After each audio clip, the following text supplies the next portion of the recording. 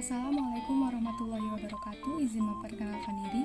Nama saya Amelia Putri, NPM 1913011041. Saya dari Program Studi Pendidikan Ekonomi, Fakultas Keguruan dan Ilmu Pendidikan Universitas Lampung. Di sini saya akan menyampaikan rancangan penelitian saya yang berjudul Pengaruh Status Sosial Ekonomi Orang Tua, Teman Sebaya, dan Literasi Keuangan terhadap Minat Berwirausaha Mahasiswa Program Studi Pendidikan Ekonomi Universitas Lampung.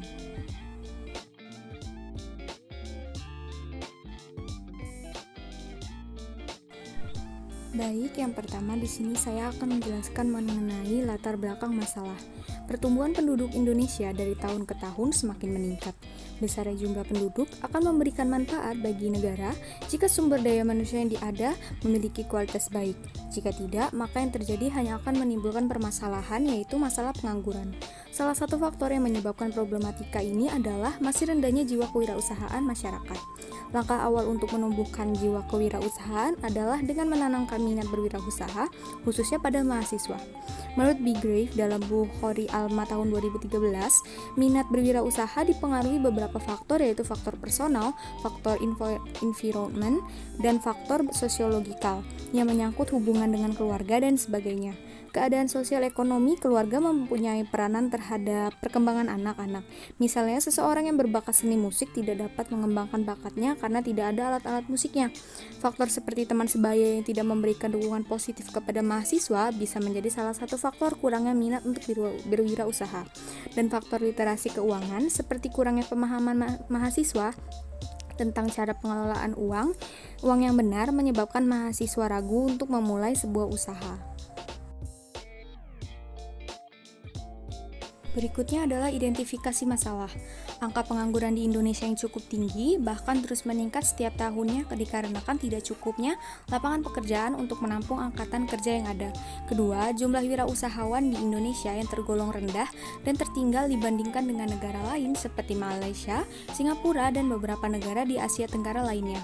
Ketiga, pengaruh orang tua yang lebih mengarahkan anaknya agar menjadi PNS atau bekerja di kantoran dibanding menjadi seorang wirausaha dengan alasan bahwa pekerjaan PNS lebih menjamin masa depan anak. Keempat, lingkungan teman sebaya yang kurang saling mendukung agar menjadi seorang pengusaha. Dan yang kelima, kurangnya pemahaman mahasiswa tentang pentingnya literasi keuangan dalam mengatur keuangan sehari-hari. Pembatasan masalah. Berdasarkan latar belakang masalah dan identifikasi masalah yang terdapat pada penelitian ini, maka perlu diadakan pembatasan masalah dengan tujuan untuk mendalami dan memfokuskan permasalahan yang diteliti. Mengingat permasalahan yang ada sangatlah luas, dalam penelitian ini juga membatasi responden pada mahasiswa Program Studi Pendidikan Ekonomi Universitas Lampung angkatan 2019, 2020, dan 2021. Dikarenakan banyak faktor yang memengaruhi minat berwirausaha, agar penelitian ini lebih fokus dan tepat sasaran, maka peneliti membatasi masalah hanya dengan menggunakan 3 faktor, yaitu status sosial ekonomi orang tua, teman sebaya, dan literasi keuangan. Rumusan masalah.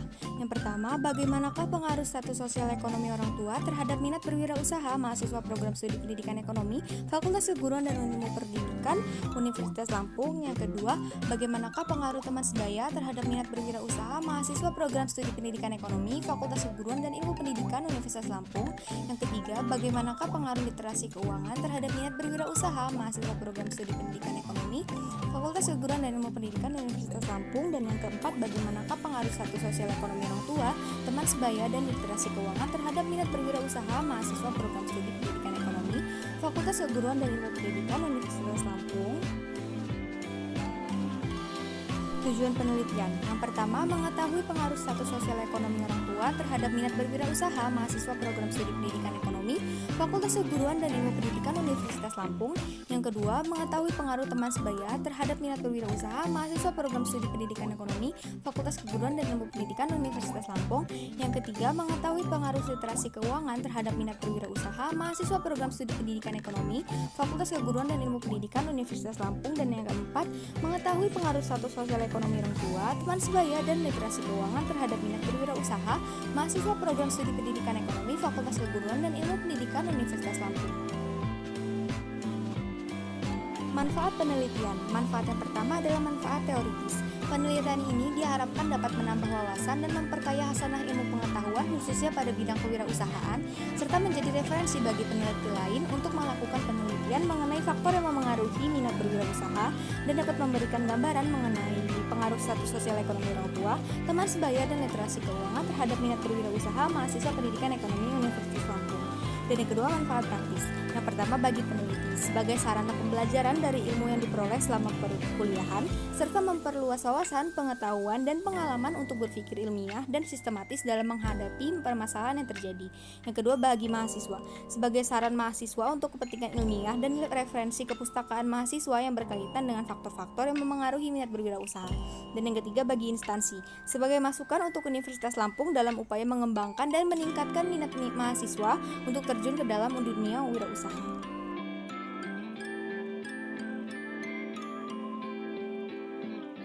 Kajian teori. Yang pertama, minat berwirausaha. Minat berwirausaha adalah keinginan, ketertarikan, serta kesediaan individu untuk bekerja keras dalam memenuhi kebutuhan hidupnya tanpa takut dengan risiko yang akan terjadi. Kedua, status sosial orang tua. Status sosial ekonomi orang tua meliputi tingkat pendidikan orang tua, jenis pekerjaan dan penghasilan orang tua, jabatan orang tua, fasilitas khusus, dan barang-barang berharga yang ada di rumah. Ketiga, teman sebaya. Teman sebaya merupakan sejumlah individu yang rata-rata memiliki usia hampir sama, yang memiliki kepentingan tertentu dan pengaruh yang sangat kuat antara satu dengan lainnya. Dan yang keempat, literasi keuangan. Literasi keuangan merupakan kemampuan untuk mengambil keputusan yang efektif dalam mengenai penggunaan keuangan saat ini dan pengelolaan keuangan untuk masa depan. Berikutnya adalah grand theory. Minat berwirausaha menurut Daryanto tahun 2013 dipengaruhi oleh beberapa faktor, yaitu menyangkut aspek kepribadian seseorang, hubungan dengan teman-teman, hubungan dengan orang tua dan famili, serta hubungan seseorang dengan lingkungannya. Bukhari Alma tahun 2013 mengatakan bahwa dorongan membentuk wirausaha juga datang dari teman sepergaulan, lingkungan famili, sahabat di mana mereka dapat berdiskusi tentang segala hal, baik itu ide-ide wirausaha maupun masalah yang dihadapi, serta cara-cara pemecahan masalah. Dalam berwirausaha juga sangat penting memiliki literasi keuangan yang baik, karena selain itu untuk mengidentifikasi sumber dana juga diharapkan dapat mengelola keuangan untuk proses bisnis yang sukses. Berikutnya adalah kerangka berpikir.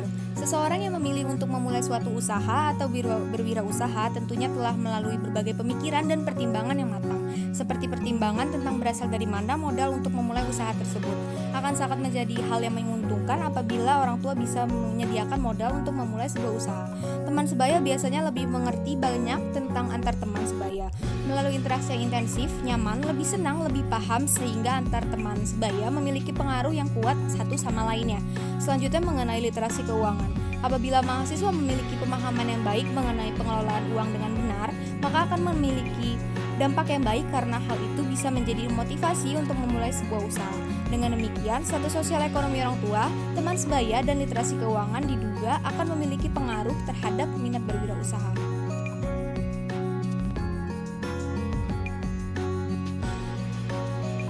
Rancangan penelitian. Jenis penelitian yang digunakan dalam penelitian ini adalah penelitian kausal komparatif. Penelitian kausal komparatif merupakan tipe penelitian dengan karakteristik masalah berupa hubungan sebab akibat antara dua variabel atau lebih. Peneliti melakukan pengamatan terhadap konsekuensi-konsekuensi yang timbul dan menelusuri kembali fakta yang secara masuk akal sebagai faktor-faktor penyebabnya. Pendekatan yang digunakan dalam penelitian ini adalah pendekatan kuantitatif karena data yang disajikan berhubungan dengan angka. Penelitian ini bertujuan untuk menguji pengaruh variabel independen bebas, yaitu status sosial ekonomi orang tua, teman sebaya, dan literasi keuangan terhadap variabel dependen atau terikat, yaitu minat berwirausaha. Definisi operasional variabel penelitian. Yang pertama, variabel dependen. Variabel ini sering disebut sebagai variabel terikat, merupakan variabel yang dipengaruhi atau yang menjadi akibat karena adanya variabel bebas. Variabel dependen dalam penelitian ini adalah minat berwirausaha. Minat berwirausaha adalah minat yang muncul dari dalam diri seseorang untuk berwirausaha. Indikator yang digunakan adalah berminat menjadi wirausaha karena tidak terketergantungan pada orang lain, berminat menjadi wirausaha karena dapat membantu lingkungan sosial, dan senang jika menjadi seorang wirausaha. Yang kedua, variabel independen.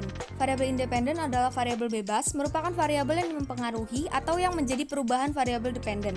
Dalam penelitian ini ada 3 variabel independen, yaitu status sosial ekonomi orang tua, teman sebaya, dan literasi keuangan. Status sosial ekonomi orang tua adalah sekelompok orang berdasarkan karakteristik ekonomi, individual, dan pekerjaan. Teman sebaya adalah kawan, sahabat, atau orang yang sama-sama bekerja dan berbuat. Menurut Slavin, teman sebaya adalah suatu interaksi dengan orang-orang yang mempunyai kesamaan dalam usia dan status. Yang ketiga adalah literasi keuangan, didefinisikan sebagai kecerdasan atau kemampuan seseorang dalam mengelola keuangan. Populasi dan sampel. Populasi menurut Sugiono tahun 2013 merupakan wilayah generalisasi yang terdiri atas objek atau subjek yang memiliki kualitas dan karakteristik tertentu yang ditentukan oleh peneliti untuk dipelajari dan kemudian ditarik kesimpulannya. Populasi dari penelitian ini adalah mahasiswa program studi pendidikan ekonomi Fakultas Keguruan dan Ilmu Pendidikan Universitas Lampung angkatan 2019 sampai angkatan 2021. Sampel dalam penelitian ini adalah bagian dari populasi yang akan diteliti. Sampel adalah suatu bagian dari populasi tertentu yang menjadi perhatian. Dalam penelitian ini, peneliti menggunakan teknik pengambilan sampel probability sampling. Dalam penelitian ini, sampel yang diambil menggunakan simple random sampling, di mana teknik penentuan sampel dilakukan secara acak tanpa memperhatikan strata yang ada dalam populasi tersebut.